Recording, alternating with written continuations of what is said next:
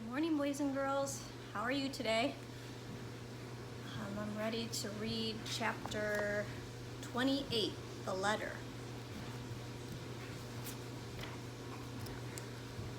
All day long, Laura missed Pa, and at night, when the wind blew lonesomely over the dark land, she felt hollow and aching. At first, she talked about him. She wondered how far he had walked that day. She hoped his old patched boots were lasting. She wondered where he was camping that night. Later, she did not speak about him to Ma. Ma was thinking about him all the time, and she did not like to talk about it. She did not like even to count the days till Saturday. The time will go faster, she said, if we think of other things. All day Saturday, they hoped that Mr. Nelson was finding a letter from Pa at the post office in town. Laura and Jack went far along the prairie road to wait for Mr. Nelson's wagon. The grasshoppers had eaten everything, and now they were going away. Not in one big cloud as they had come, but in little short flying clouds. Still, millions of grasshoppers were left. There was no letter from Pa. Never mind, Ma said. One will come. Once when Laura was slowly coming up the knoll without a letter, she thought, suppose no letter ever comes. She tried not to think that again, but she did.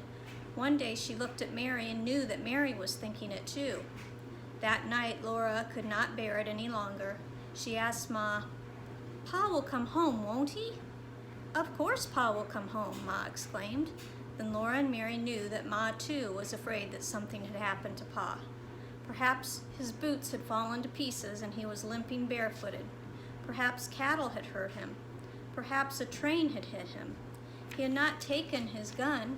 Perhaps wolves had got him. Maybe in dark woods at night a panther had leaped on him from a tree. The next Saturday afternoon, when Laura and Jack were starting to meet Mr. Nelson, she saw him coming across the footbridge. Something white was in his hand. Laura flew down the knoll. The white thing was a letter. Oh, thank you, Laura said. She ran to the house so fast that she could not breathe. Ma was washing Carrie's face. She took the letter in her shaking wet hands and sat down. It's from Pa, she said. Her hand shook so she could hardly take a hairpin from her hair. She slit the envelope and drew out the letter. She unfolded it, and there was a piece of paper money. Pa's all right, Ma said. She snatched her apron up to her face and cried.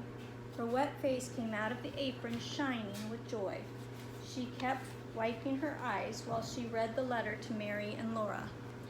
Pa had had to walk 300 miles before he found a job. Now he was working in the wheat fields and getting $1 a day.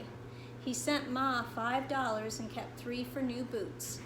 Crops were good where he was, and if Ma and the girls were making out all right, he would stay there as long as the work lasted. They missed him and wanted him to come home, but he was safe and already he had new boots. They were very happy that day. All right, that was a quick chapter. It sounds like Pa is doing okay with his new boots. He was only making $1 for the whole day. Can you imagine? And $3 was enough to buy a new pair of boots. How the times have changed. All right, chapter 29 is called The Darkest Hour is Just Before Dawn. That sounds like an interesting one. I'll see everybody tomorrow. Take care.